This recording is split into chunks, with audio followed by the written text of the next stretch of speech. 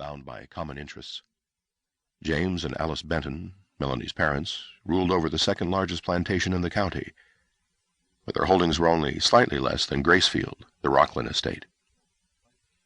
Theirs was a feudal society, and it was no less rigid than the world of the Middle Ages. At the bottom of the pyramid lay the black slaves, owners of nothing, not even their own bodies.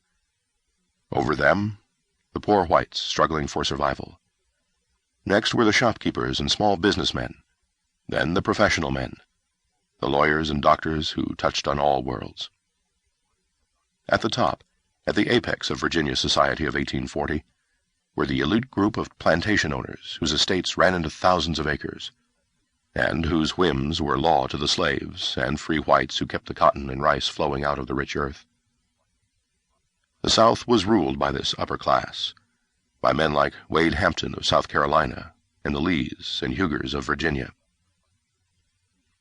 The Rocklins and the Bentons, like most wealthy planters, liked to think of themselves as heirs to the traditions of knights and cavaliers, and they played the part stylishly. It was their code to practice chivalry toward women, kindness to inferiors, and honor among equals. They cultivated a taste for blooded horses, fine foxhounds, handmade firearms, and the southern belles of affluent families. Many studied the arts of war, though seldom with the intention of actually using what they learned. A Mississippi planter, Jefferson Davis, stated with pride that only in the South did gentlemen who did not intend to follow the profession of arms go to a military academy. In such a world, the marriages of sons and daughters were almost as carefully planned as those of the royal families of Europe. In the latter instance, only a young man of royal blood was considered eligible for a princess. Both the Bentons and the Rocklins would have stated promptly that the only candidates they would welcome into their family must come from the minutely small group that made up the royalty of Richmond. The rigid caste system of her people was not in Melanie's thoughts as she stood facing Clay. At least, not consciously. But in another sense, there was never a time when knowledge of such things was not with her. She could not have put her finger on a specific time when her parents had said to her, "You must marry a man who is from your world, Mellie, who is wealthy, cultured, and Southern." And yet, as she looked up at Clay, her blood still not cooled after his embrace, she was aware, as she had been for years, that he was one of the few men who would be welcomed without reservation by her parents. Seeing her hesitate, Clay smiled roguishly and grasped her shoulders.